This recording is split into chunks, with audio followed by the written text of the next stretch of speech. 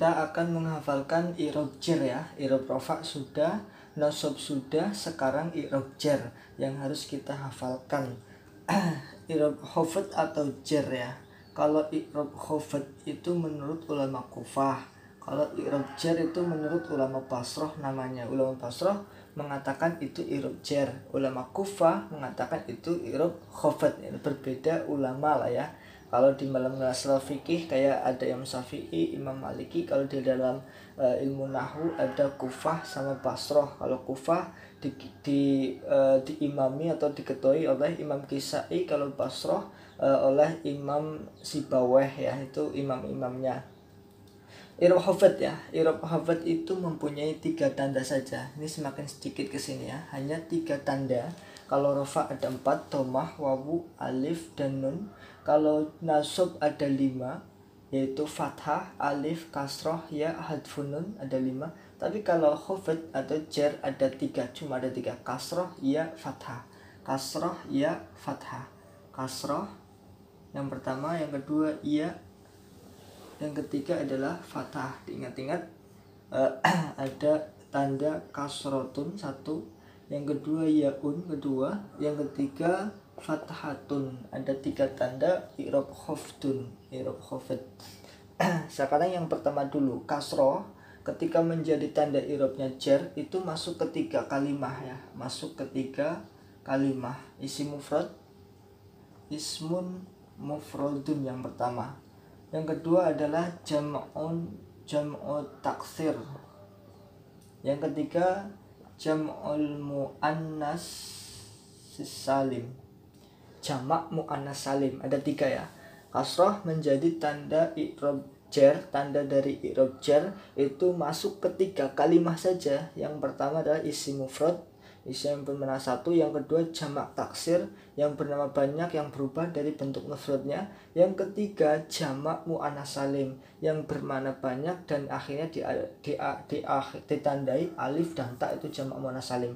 Lah kasroh menjadi tanda i'rab jar 3 ini ya, isim mufrad, jamak taksir, jamak muannas salim, itu kasroh. Lalu yang kedua adalah ya, tanda ya menjadi tanda kedua dari i'rab khafad, masuk ke 3 kalimah juga. Ini masuknya ke 3 kalimah.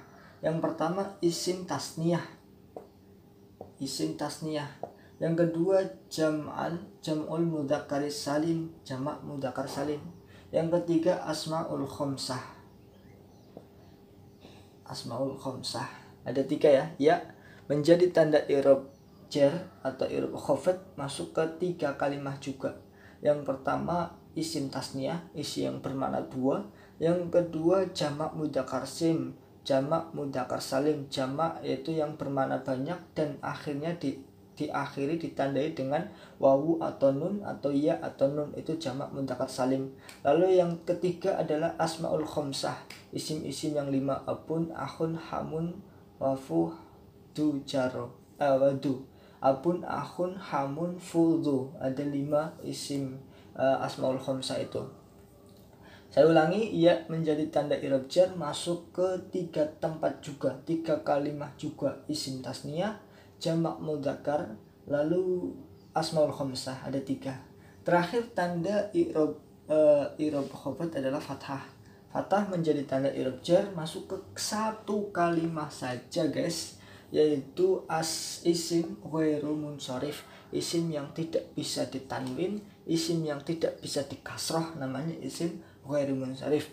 Secara garis besar definisi isim ghairu munsharif adalah isim yang menyerupai kalimah fi'il di dalam mempunyai 2 ilat.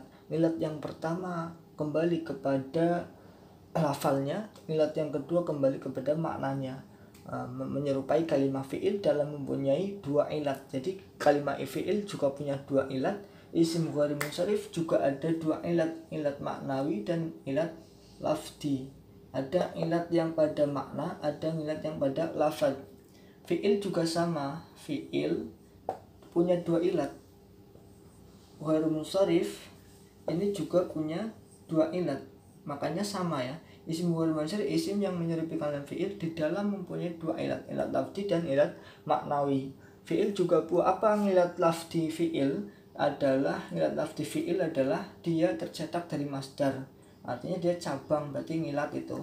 Yang dari mana dia selalu membutuhkan fa'il. Dari maknanya kalimat fi'il selalu membutuhkan fa'il, makanya dia lemah atau mempunyai ngilat dalam segi maknanya. Itu cukup lah ya, nanti kita bahas lebih dalam lagi tentang isimul munsharif.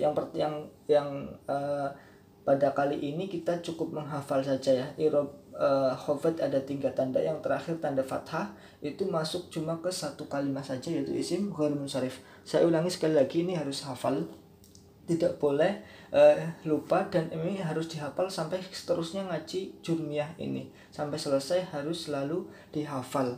Paling tidak kita punya catatan yang gampang diingat seperti ini. Saya ulangi, i'rab jar itu punya 3 tanda, kasroh, ya, dan fathah. Kasroh menjadi tanda i'rab jar, masuk ke 3 kalimat, isim mufrad, jamak taksir, jamak muannas salim. Ya menjadi tanda i'rab khafad yang kedua, masuk ke 3 kalimat juga, isim tasniyah, jamak mudzakkar salim, dan asmaul khamsah.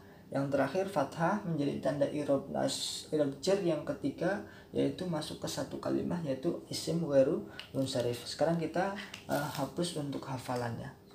Hapus untuk hafalan. Yang saya hapus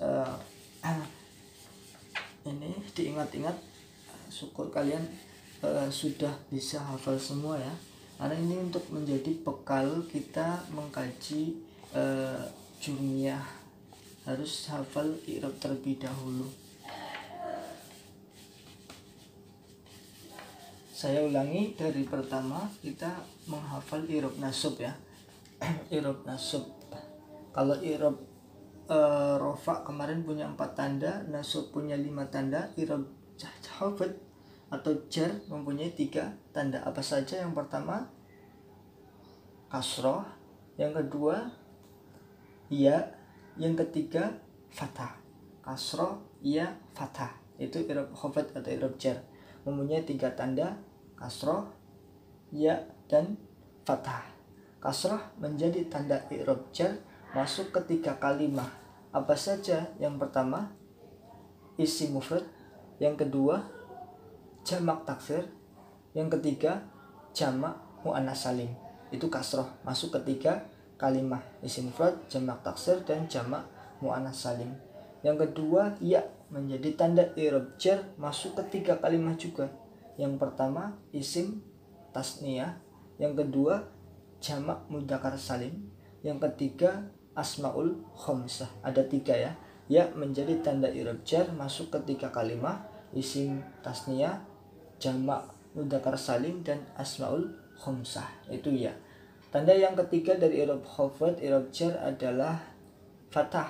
Fathah menjadi tanda i'rab jar, masuk ke 1 kalimat saja, yaitu isim ghairu munsharif. Isim ghairu munsharif. Mungkin itu kita lanjutkan di hafalan bab jazm di video berikutnya.